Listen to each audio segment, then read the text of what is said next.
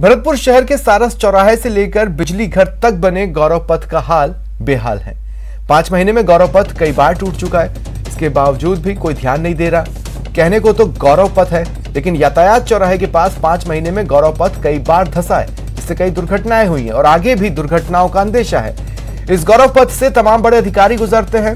गौरव पथ की हालत बदतर है, लेकिन इसके बावजूद सड़क बार बार बीच में धंस जाती है और समय पर उसका निर्माण कार्य भी नहीं कराया जाता।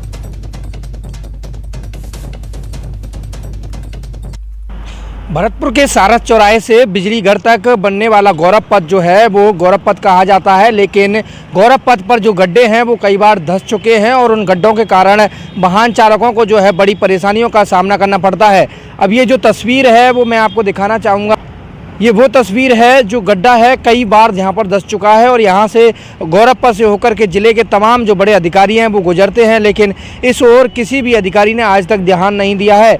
यह जो गड्ढा है वो करीब 5 महीने में कई बार धंस चुका है, तो बार बार जो कंपनी इसका कार्य कर रही है उसकी खामियों को लेकर ये जाहिर करता है कि किस तरह से जो है गौरव पथ पर काम कराया जाता है। अब यहाँ पर जो है रात्रि के समय में दुर्घटना का भी बड़ा अंदेशा जो है जताया जाता है। वाहनों को कड़ी मशक्कत के बाद जो वाहन चालक हैं वो यहाँ से निकालते हैं, क्योंकि जगह बहुत कम है और बीच में जो बैरिकेड्स लगाए गए हैं वहाँ पर जो सड़क है वो धंस चुकी है और इधर सड़क धंसी, अब उसको जो है खोद दिया गया है। तो कहा जाता है कि किस तरह से जो है सड़क निर्माण कार्य में लापरवाही बरती जाती है वो बार बार देखने को मिलता है, क्योंकि कई बार ये जो गड्ढा है वो धंस चुका है और यहाँ से जिले के तमाम जो बड़े अधिकारी हैं, चाहे जिला कलेक्टर हों, पुलिस अधीक्षक हों, चाहे नगर निगम आयुक्त हों या फिर अन्य अधिकारी हों, सभी यहाँ से ही गुजरते हैं, लेकिन इस ओर किसी ने भी आज तक ध्यान नहीं दिया है। जब इसकी जो है स्थानीय लोगों द्वारा शिकायत की जाती है, क्योंकि पास में ही स्कूल है, बच्चे निकलते हैं, तो दुर्घटना का जो है अंदेशा लगा रहता है, लेकिन स्थानीय लोगों की भी शिकायत को जो है दरकिनार कर दिया जाता है और इस ओर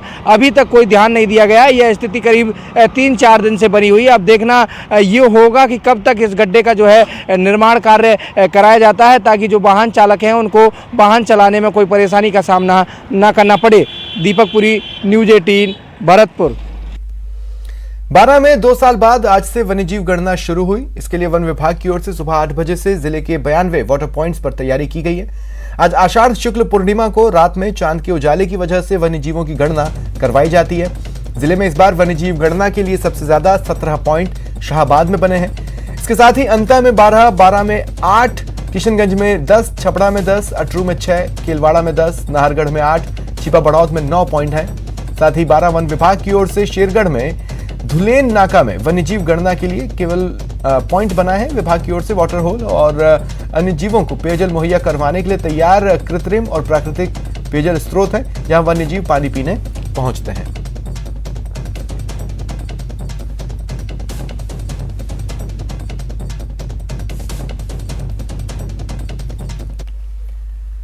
भरतपुर के केवलादेव राष्ट्रीय उद्यान में सुबह 8 बजे से वन्यजीव गणना शुरू की गई।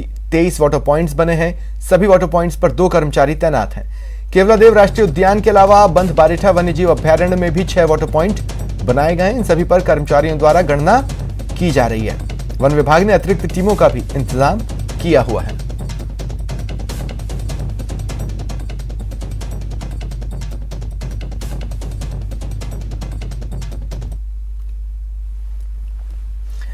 बाड़मेर के पुलिस कप्तान ने लोगों के साथ साथ पक्षियों को भी थाने में नया जीवन मिले, इसके लिए अनूठी पहल की है। बाड़मेर पुलिस के कप्तान दीपक भार्गव ने एक अनूठे अभियान की शुरुआत की। इसके तहत बाड़मेर जिले के 25 थानों और इतनी ही पुलिस चौकियों में पक्षियों के लिए दाने और पानी का इंतजाम होगा।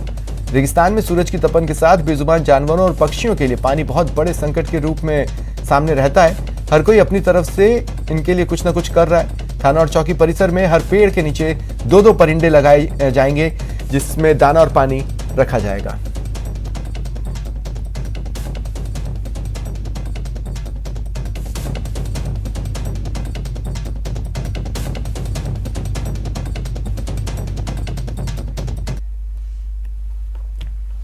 भीषण गर्मी के चलते लोगों की सेहत पर असर पड़ रहा है।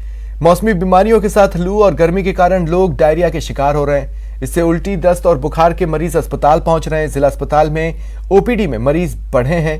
वहीं एडमिनिस्ट्रेशन व्यवस्था दुरुस्त कर रहा है मैनेजमेंट। सादत अस्पताल में 20 बेड का अतिरिक्त डे केयर वार्ड शुरू किया है। इमरजेंसी वार्ड में भी 10 बेड का वार्ड बनाया गया है। जिला अस्पताल की ओपीडी पिछले 5 दिन से रोजाना 2000 से ज्यादा मरीज पहुंच रहे हैं।